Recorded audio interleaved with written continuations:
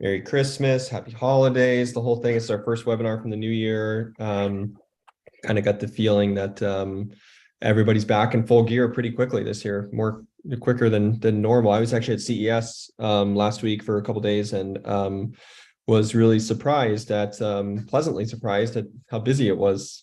Obviously last year and the year before, not so much, but yeah, it seems like back in full flight. So it seems like everybody was eager to get back after it in the new year. So been super busy. Lots to talk about today. It's, Matt will kind of guide you through. I see we're live on LinkedIn now, and I think YouTube as well. So if you're joining from there or you're watching the replay, hello, Happy New Year. So yeah, Matt, I'll toss it back to you. I'm going to manage some of the live stuff really quick, make sure it's all working properly and all of that. So yeah, feel free to kick us off though. So we can get started. Awesome. Thanks, Cam. And yeah, to familiarize everybody with the webinar here, a couple things to point out. We've got the chat section down at the bottom of your screen. So please do feel free to hop in there. Let us know where you're joining from. If there's any projects you guys are working on, this conversation, I think, is a lot more meaningful when it is truly a conversation. And I think that the webinar in general makes it feel like we're screaming into the void at times. So if you guys have comments or questions, feel free to utilize that chat as well as the Q&A section. Quick introduction to myself before we get started. Matthew Barry, Business Development Manager here at myDevices, based out of Orlando, Florida.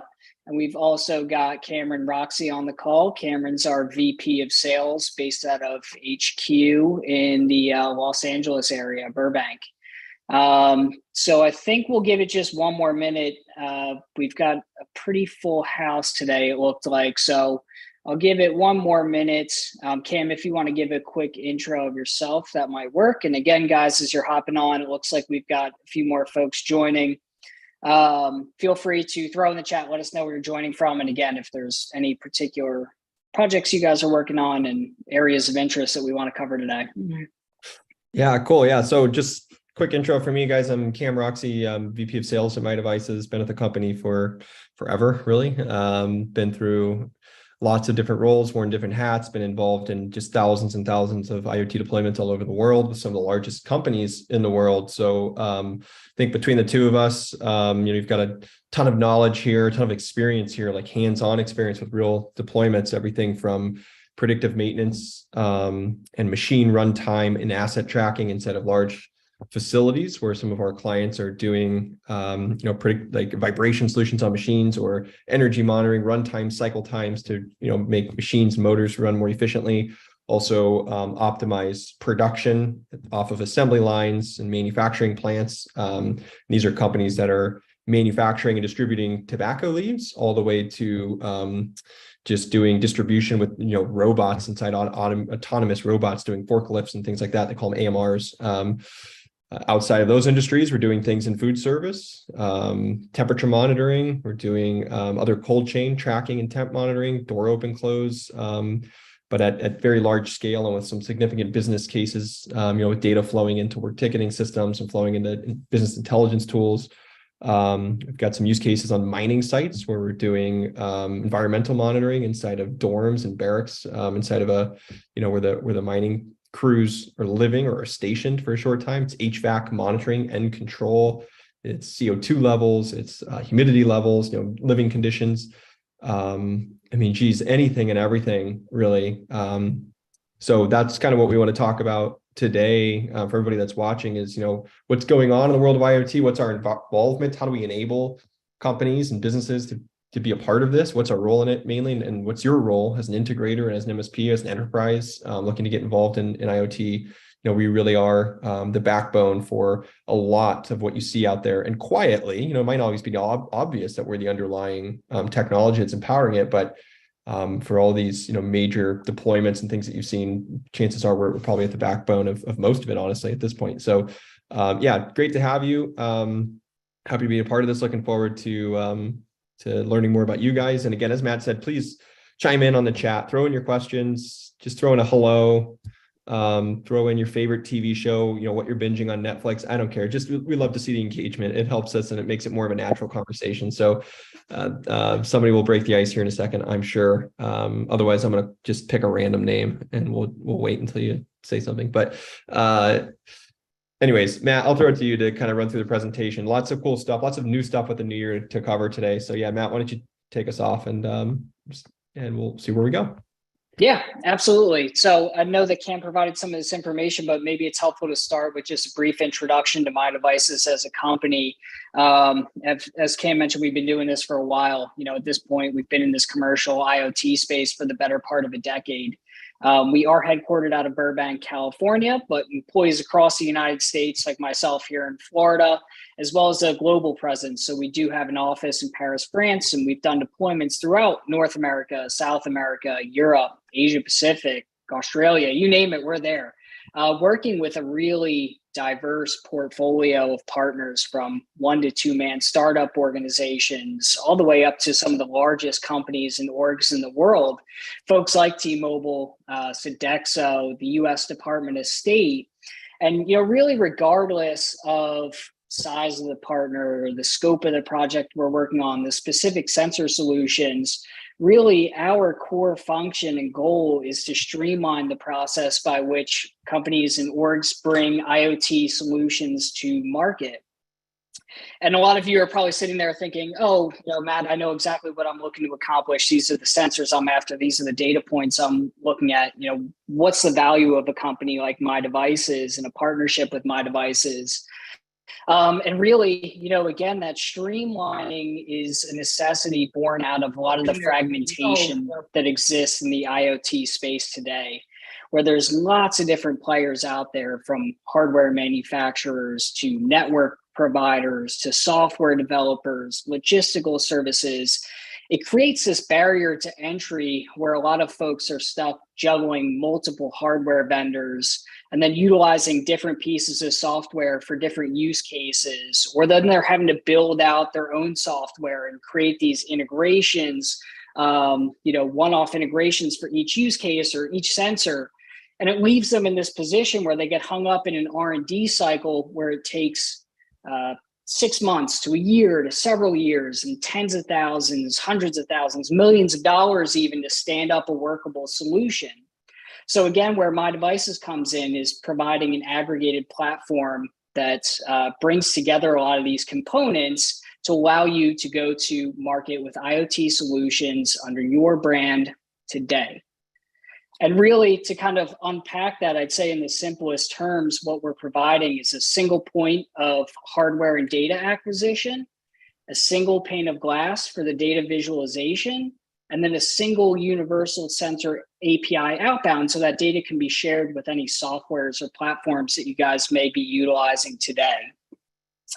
And certainly we'll take a deeper dive into each one of those components. But before I switch over, probably starting on the hardware side of things, Cam, do you have anything that you want to add in there?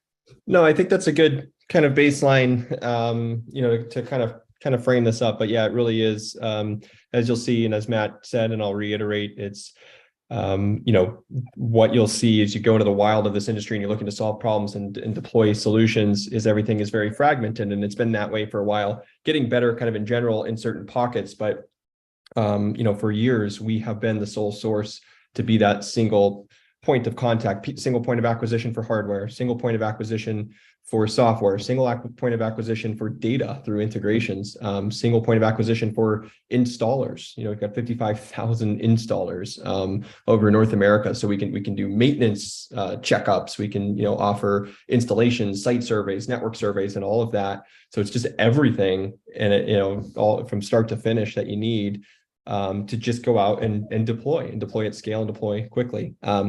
We do have a couple of questions that I just want to address really quickly before we get going too deep, because I think that it's always helpful to kind of just point directly to what the folks watching are looking to see more about. So the first question I saw was from Sheldon, actually on the LinkedIn Live, asking about where do you see cellular versus LoRaWAN?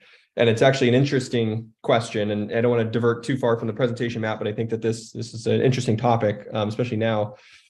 And I see personally, I would say about 95% or more of our deployments have a cellular component to them, even if it is a pure LoRa deployment, because the gateway is going to backhaul on cellular most often, because businesses, enterprises, everybody's moving away from Wi-Fi for security reasons, and for really efficiency reasons. I remember, there were some deployments that happened in front of us and some projects that we were in, and these were 5, 6, 7-year-old deployments that were using Wi-Fi based sensors. And I remember the IT teams coming to us and saying, we've had these sensors in our building for so long, but when the Wi-Fi drops or we go through our password cycles, because businesses tend to rotate their Wi-Fi passwords for security reasons, and they've got 1,000 Wi-Fi sensors in their building, and they've got to go and repair each one of those and re-flash firmware on 1,000 sensors to update that Wi-Fi SSID and password. It's ridiculous. It's an insane project that doesn't need to happen. So, with LoRa, that's solved because it's all single points to a gateway, but still getting that gateway on cellular. It's a good combination between LoRa and cellular. Now, on the flip side of that, where they may compete in ways while also complementing each other, it's a weird dynamic. But when in the LoRa world, we're seeing most of the successful deployments with LoRa on sort of what I'd call like an LP-WAN sort of setup, meaning that you go into a building and you stick some gateways in that building, and now you've got coverage in the building, and you can put sensors in there. And that, compared to cellular, tends to be better because indoor coverage of cellular is harder to get, compared to just sticking a few gateways that get really long range. On the flip side, in our deployments where our clients say, hey, well, we need to be able to track assets, for example, like it goes onto a truck and then it goes to a building, or, a recent one is in home care for senior living or for healthcare in general, right? There are these assets that are being delivered to a house because the patient's being taken care of in the house. And then those get moved and they go to some other house or some other senior living center, and they want to know where those assets are at all times. Well, LoRa is not really practical for that because there's not dense enough coverage of public LoRa networks. And even if there are, LoRa doesn't do very, very good job of penetrating into buildings a lot of times. So you have coverage issues. So in that scenario, you'd want a cellular device to be able to track anywhere you go, because the carriers already have massive coverage for that. So where we say is we're compatible with all these things, and we're going to use our expertise to make suggestions around which protocols would be best for which solutions. However, there is a lot of overlap where, LoRa is good for the micro network, but cellular is better for the macro network, but those two things work together for the solution. So I know it's a complicated answer, but they play well against each other. They compete against each other. There's just so many ways, in specific instances, I can answer more clearly and precisely on what exactly, one versus the other. But in general, I think both are absolutely necessary. And we'll see that as we grow, that they're going to work together more than anything. And Matt, I don't know if you have any comments on that to follow up on. No, and I think it kind of transitions nicely, though, into maybe breaking these different components that we were talking about down a bit more so we can understand our platform more so from an end-to-end standpoint. So, regardless of whether we're deploying on an LTE, NB-IoT network, a LoRa network, we kind of step in and can be that single point of a hardware acquisition for you. So what you guys are looking at right now is our store page sensor catalog. And, we could probably spend this entire call just looking for the bottom of this screen. But what it is an aggregation of about 1,100 different sensors at this point from about 300 plus sensor manufacturers. And we actually warehouse and hold inventory of a good number of these sensors in North Hollywood, California. So it allows us to be a single point of hardware acquisition, meaning that you're not juggling multiple vendors going to Dragino for temperature and humidity sensors, and then utility for electrical metering, so on and so forth. You can place a singular order with us. And then again, because we get hands on all these devices, we can provide logistical services, things like pick, pack, ship of devices, but then also the pre-provisioning and pre-configuration of devices, not only pairing them up to a network. So whether, it's pairing them to a LoRa network or to, a cellular network, getting SIM cards actually installed in these devices, we get the connectivity portion of things configured for you, but also provisioning these sensors so that they arrive to you plug and play ready, then to speak to a single pane of glass sensor application. So that's really where we move over to the single point of hardware acquisition over to that single piece of software for visualizing the data that's collected by all these sensors. And Cam, I'll kick it back to you if there's anything in particular you wanted to add on top of the maybe logistical side of things. No, but there was actually a question from Roman, who's the president, founder, CEO of Techtelic, and he's asking questions on the LinkedIn. Techtelic's one of our top hardware partners in terms of not only gateways but their lineup of sensors that they have. So, but it's an interesting question that he's asking here. So, and it ties in with what you were just talking about. For enterprise IoT deployments, he asks. First of all, what are the most common out of the box solutions, which we can talk to on our solutions page on our website, but also the largest obstacles for enterprise IoT adoption? Really great question. And he goes further to say, is it technical, is it business, or something else? So yeah, it's a great question. So from my experience, from our experience in enterprise deployments, which is really our bread and butter, and it's really where we see most of our traction, or where we really provide value.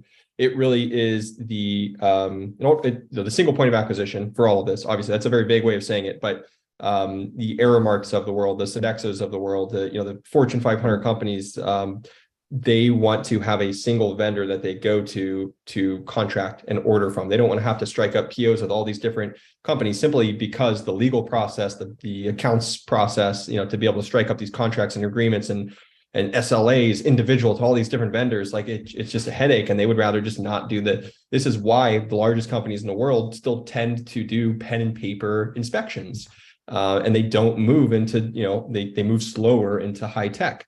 Now, having said that, they all have a desire to move into high tech because that's how they differentiate themselves from their competition and throughout the industry. And that's where we want to push them to. We are the enabler that allows them to get to those levels. And we do that by being that single point of acquisition, but also on the data side. And this is where, is it technical?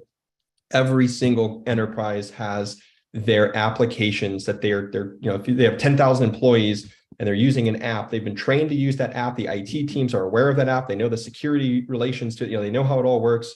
They don't want to put another app in front of them and say, hey, this is our new IoT app. They certainly don't want to put multiple apps in front of them, one for bin level, one for temperature monitoring, one for this, one for that. So getting sensor data out of the sensor, out of the LoRa server, out of wherever it is, into their BI tools. Maybe it's Tableau, maybe it's Power BI, or into their data lakes. Maybe it's on Snowflake. Maybe it's any of these other ones, into their work ticketing systems and their work order systems. Engineers at the bottom level of these facility managers or general managers, they're used to waking up in the morning and seeing, okay, this is my to-do list for the day, right? And it's all based on, you need to inspect this many bathrooms today. You need to check on HVAC units at these locations, whatever it is. Using sensors to automate that checklist as opposed to just routine. Hey, we clean 100 bathrooms a day. That's what we do. Instead, no, today we're going to clean 32 because that's all that needs to be cleaned. That's way more efficient, and the sensor data can drive that. But connecting those two things together has been impossible, not scalable until the services and the technology and the connections that we provide make that instantaneous, basically. So that, why aren't enterprises scaling? Why aren't they using IoT at the levels that the PR and the media and everybody says that they should be? Well, that's that complexity in the middle that connects all this stuff together. And that's what we do very well, is not only provide them the physical hardware, but also connect those dots between the data that the sensor's sending, the business logic that's needed to make it valuable, because temperature is just temperature, but temperature as it relates to what vaccines need to be stored at, well, that's a solution, right? Into their existing software and existing systems through a single pipe. That's where the value really is. So yeah, bit of a soapbox, bit of a tangent, but I think that's a really critical point in IoT right now, that when we get on calls and we're talking to decision makers and we're working with integrators, that aha moment really comes from that concept that we're able to prove that we can just solve for that immediately. And that takes the deployment cycle down from a year, 2 years to literally 30 days or less. And that's where we've seen, our success. So hopefully that answers your question, Roman. I hope that helps. But yeah, Matt, I'll throw it back to you to kind of go through some of the other services and things that we have to show. And yeah, we can go from there. And if there's any more, it's a great, chime in. Yeah, please do chime in. But yeah, it's really just taking those many different, pipes and funneling them into a singular one to kind of, again, just streamline everything. And again, we're going to, kind of transition to being that single point of hardware acquisition, to then taking all these different sensors and then feeding the data into a single pane of glass application for data visualization, right? So this is our our visualization layer, which we are typically white labeling for our partners. So again, ultimately what we're doing is we're rebranding all this. So it's your colors, your logo, your domain, your product that you can bring to market in partnership with myDevices. But really, this is a space where we can mix and match any of the sensors that we offer and then be able to visualize the data that's being collected by them. There's a number of different ways that we can do that, right? We've got kind of our listed view here where we can have multiple locations and open them up and see which sensors are deployed there and get, quick visualization of data, open that up for historical readings or charts or anything along those lines. But also we offer dashboards. And we've got some templatized dashboards here for commonly deployed use cases, things like temperature monitoring, things like electrical metering, predictive maintenance type solutions. So again, we've got these already built out, but also the ability to create custom dashboards. So you can actually create those views that are most meaningful to you and your clients based on the data that's being collected. It's really a series of widgets where we can drop in and pull, data points from a particular sensor, or we can combine. Oh, we've got Siri yelling at me here.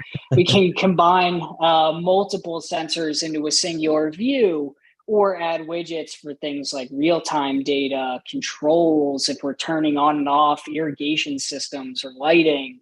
But also lots of visualization, whether it's a number of charts or we've got mapping capabilities, whether it's utilizing Google Maps or the ability to load in custom floor plans so we can see where sensors are distributed throughout a building, let's say.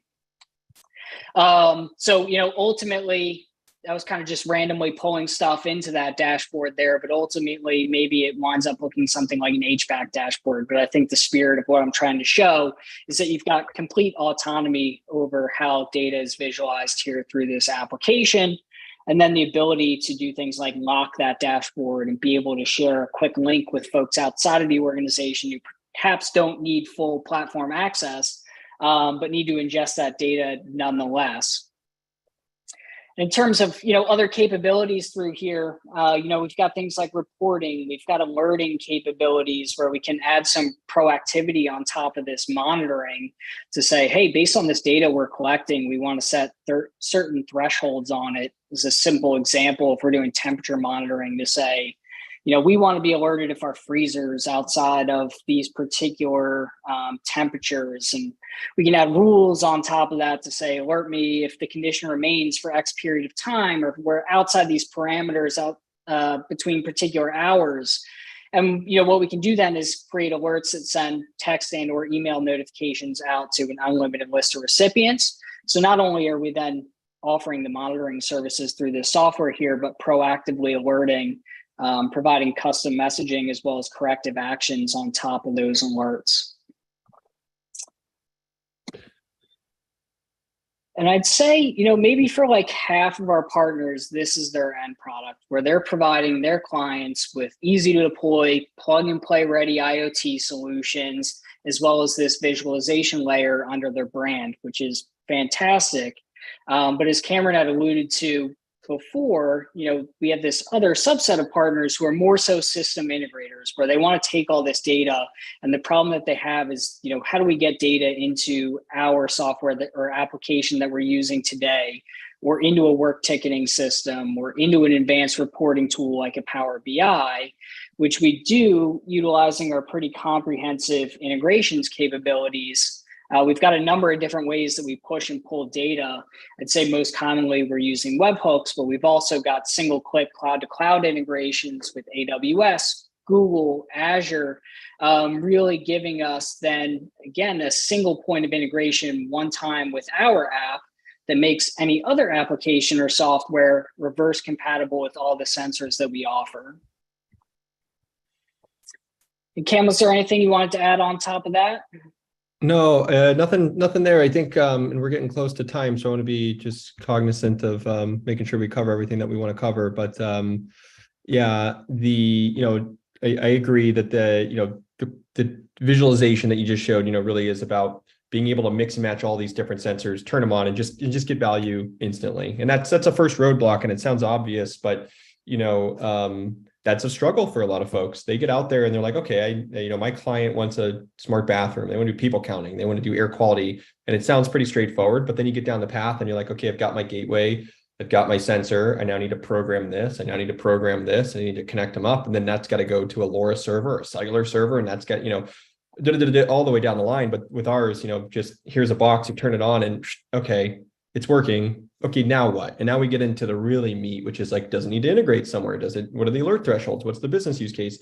So we can get there in a day, not spending 30, 60, 90, 120 days on the other stuff, right? That's not the fun stuff, quite frankly. So that's what that visualization layer is really for, is getting value and then validating that are the sensors I picked the right ones I need for the use case. And you can determine that immediately. And if it's not, then okay, let's try a different one. And so you can iterate so quickly, but then it's integrations, it's REST API, it's all the other stuff to finalize the solution. There are a couple questions I do want to address quickly before we because we're close to wrapping here. And because Patrick asked an important one, which how do you address standards like IEEE, NIST, referencing cybersecurity, privacy, things like that. So he says, we're in the age of connected everything, and we're mandated by compliance to manage and operationalize security. And 100%, that's correct. So from our side, as a company, we license our platform to businesses who are then going to take that to the end users. So we try to have like kind of the baseline fundamentals for you to be able to pass through to win RFPs and have strong enough SLAs that you can be a player in the business. And we've never had any issues with that. We have all of our GDPR compliance and certifications and all that. We have SOC 2 compliance. We have all of that stuff from an organization and company. So you'll be bulletproof as far as that's concerned. Now, when it comes to IEEE standards and the NIST standards and all of that, it is required that those are like third party typically. Like we can't sit here and say we NIST certify our own sensors because that's conflict of interest, right? So those go out to third party labs, which there's a selection of them. They have a price. We quote that back to our partners and all of that. But that's what the industry runs off of. Is that there's a handful of labs that have NIST certification capabilities, and they have the records, and they have they put the barcode on it so you can scan it. It's traceable and the whole thing. So that's where, we didn't talk a lot about our third-party partner network. I mentioned installers, pro service providers, subject matter experts, and certification labs is part of that as well. So, we're able to manage that to make sure you have the security requirements that your clients will want to see. And then I'm going to butcher this name, I think, but I think it's Musa. Is there a knowledge base or links to find simplest network topology? We want to understand the security and how our implementation is secure. Yeah, we've got a there's a link that we can send. That's we have our SOC 2 compliance docs, our network architecture docs, our API. If you go to docs.mydevices.com, you can see all of our API and integration documentation. So yeah, everything is packaged up. What I would really recommend is let's get on a call with Matt, and I can join if needed later on if it makes sense. But I would say, let's schedule a follow-up call after the webinar where we can get some one-on-one time and deliver exactly what you need. Same with you, Patrick. I know you're asking about how you can become a partner. Let's jump on a call and discuss. Basically, there's a license for the platform and all the services and everything, so we can discuss pricing and how that works and our kickoff process and everything to get you embedded into our system, so you can start deploying these types of solutions. So I think the link is mydevices.com/Matt. with 2 T's, and you can schedule a call with Matt, to get that kind of stuff answered, and we get a proposal out to get you as part of into our partner program, so you can start offering these. I know I've jumped around all over, Matt, and I totally ruined your cadence here probably, but this was really good. Really thankful for all the questions out there. So was there anything that you wanted to say before running? No, I think we covered a lot here, and this is kind of just the high level introductory, and ultimately, in my mind, this is cool stuff we're talking about. But what makes my job really interesting is hearing about the plans that you guys have for this technology. So, absolutely, would love to sync up, hear more about what you guys are working on, and how we might be able to help your go to market as a partner here at myDevices. So nothing else on my end, Cam, and I know we're right up at 1:30 here. So certainly, guys, hop onto that link there, mydevices.com/Matt, schedule a time. We can take a deeper dive if there's any particular aspects you guys are interested in. But certainly as a final note for me, I appreciate everybody's time here today. I look forward to continuing the conversations, and we'll hopefully speak soon. Awesome. Thanks, everybody. Looking forward to further discussion. Have a great day.